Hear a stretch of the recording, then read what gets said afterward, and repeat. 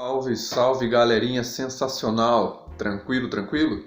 Bom, hoje nós vamos estudar aí um dos presidentes mais polêmicos que o nosso país já teve, não é?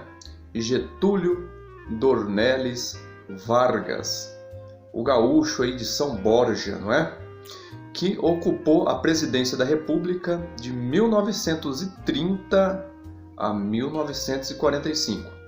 Bom, essa aula vai ser dividida em 3 partes, ok? Vamos estudar aí cada fase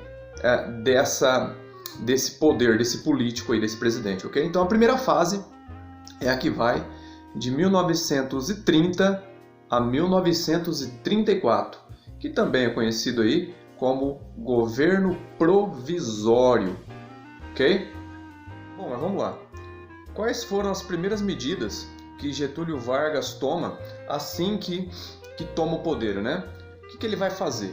Bom, primeira coisa, ele vai acabar com a Constituição, né? Que já era uma Constituição lá de 1891, né? A primeira Constituição da República. Então ele vai acabar com a Constituição. Até mesmo porque ele considerava essa Constituição, de certa forma, um pouco frágil, né?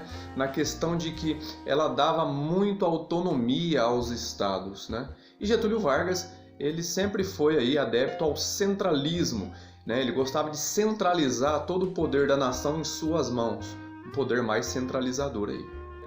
Getúlio Vargas, ele vai inaugurar aqui no Brasil uma figura política que já estava ocorrendo em alguns países aqui da América do Sul, né?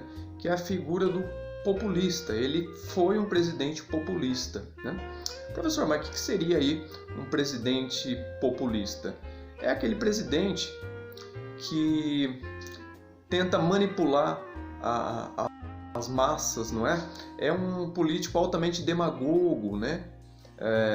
Inclusive na questão de propaganda, ele vai investir pesado na propaganda, né? Uma propaganda que defende seu governo, uma propaganda que valorize, né? Os seus atos, entre outras coisas aí. Vai chamar DIP, né? Departamento de Imprensa e Propaganda, inclusive a Voz do Brasil, que vocês conhecem hoje aí, né? Os seus atos, entre outras coisas aí. Vai chamar DIP, né? Departamento de Imprensa e Propaganda, inclusive a Voz do Brasil, que vocês conhecem hoje aí, foi instituída na época dele. Ele também vai pegar pesado aí nas leis trabalhistas, né? Algumas das mais importantes leis trabalhistas vão surgir nessa época: a carteira de trabalho, 8 horas de trabalho diária, né? O final de semana remunerado, férias, né? A férias remunerada. Ele vai estabelecer aí regras também para a mulher trabalhar. Ele vai acabar com o trabalho infantil, né? Professor, mas ele é um presidente, digamos, de esquerda? Não, de forma alguma, né?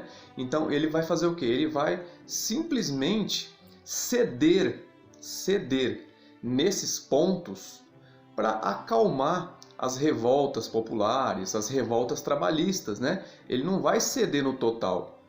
Tanto que, por exemplo, a reforma agrária, que era algo sempre pedido no Brasil, vai continuar deixando de existir, né? A grande propriedade privada, ela vai continuar se concentrando aí nas mãos da grande elite brasileira. Então ele vai ceder em alguns pontos, né?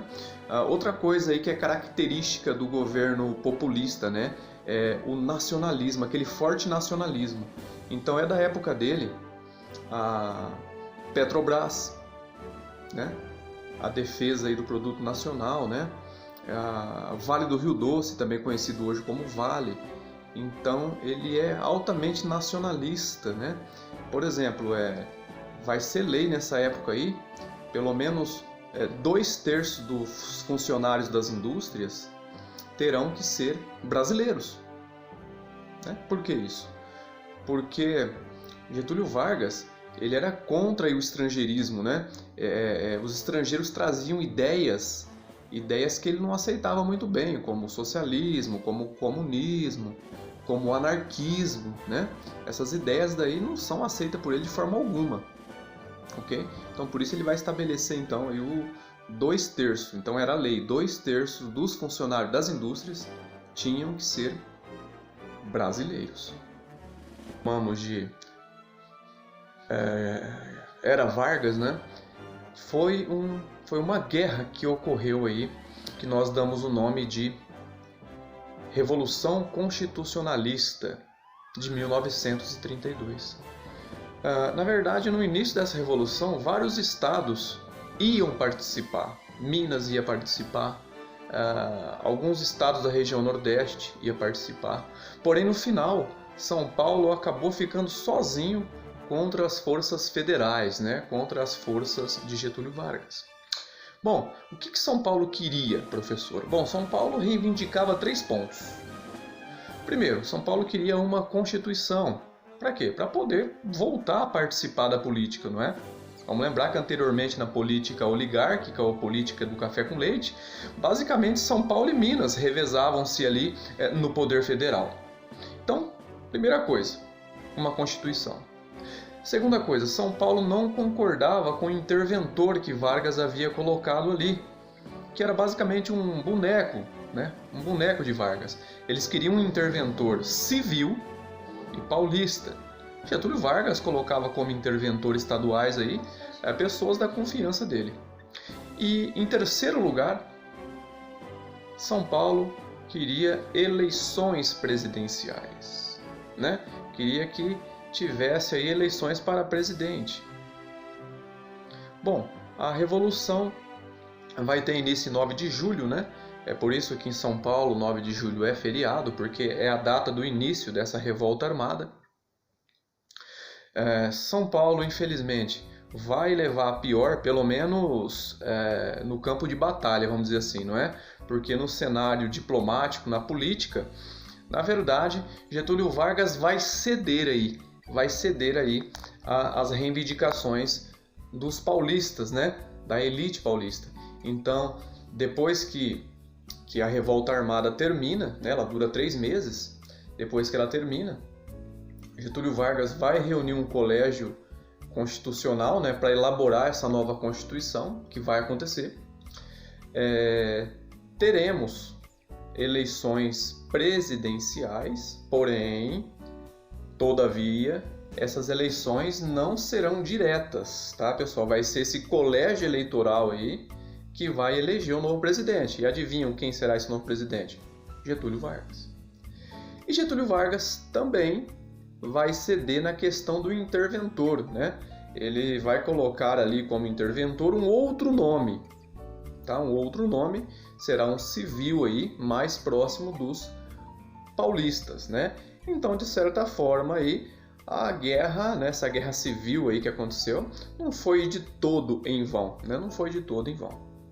Bom, galerinha, espero que vocês tenham compreendido esta primeira fase do governo Vargas, não é? Não vamos esquecer que ele foi o presidente mais polêmico que nós já tivemos e também foi o presidente que mais tempo ficou no poder, né? Ele ficou aí no total 15 anos no poder em nosso país.